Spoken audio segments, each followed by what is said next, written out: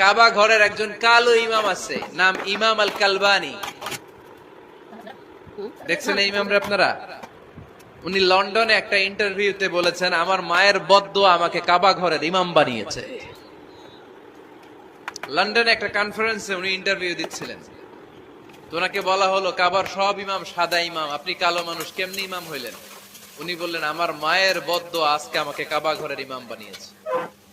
উনি বললেন, আমি ছোট্টবেলা অনেক বদের হাট দিছিলাম, আমার মতো দুষ্ট আমার এলাকায় কোনো ছেলে ছিল না।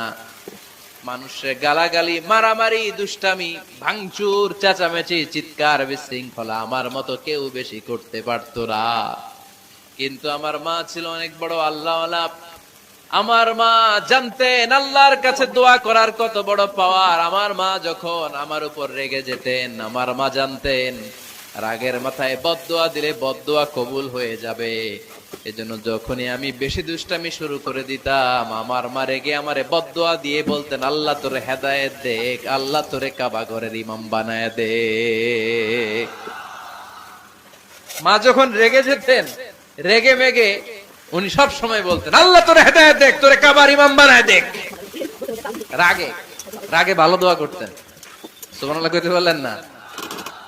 আপনারাও আপনাদের ছেলে মেয়েদের জন্য একটা ভালো দোয়া সেট করে নেবেন। রাগ আসলে ওই দোয়াটা করবেন, ওইটার উপরে ঝাল মিটাবেন, রাগ মেটাবেন ওইটার উপর। পারা যাবে? পারা যাবে? 12 নাম্বার, ছেলে মেয়েদের সাথে খেলাধুলা করবেন।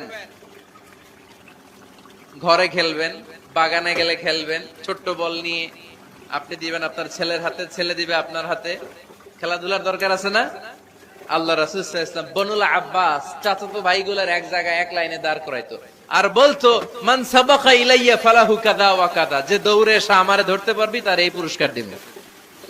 ওনার চাচাতো ভাইগুলো পাগলের মতো একসাথে দৌড়ে এসে কেউ বিশ্বনবীর কাঁধের উপরে উঠতেন, কেউ বুকের উপরে উঠতেন। বিশ্বনবী সবাইকে সবার হাতে হাদিয়া তুলে দিতেন।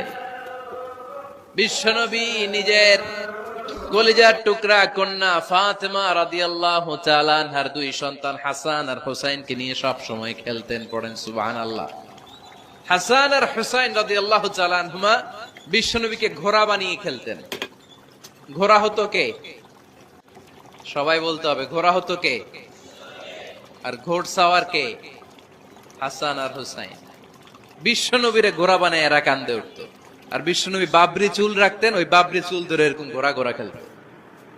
সুবহানাল্লাহ পড়বেন না? মনে থাকবে বাচ্চাদের সাথে খেলাধুলা। 13 নাম্বার, কঠিন কঠিন ইবাদত গুলো বাচ্চাদের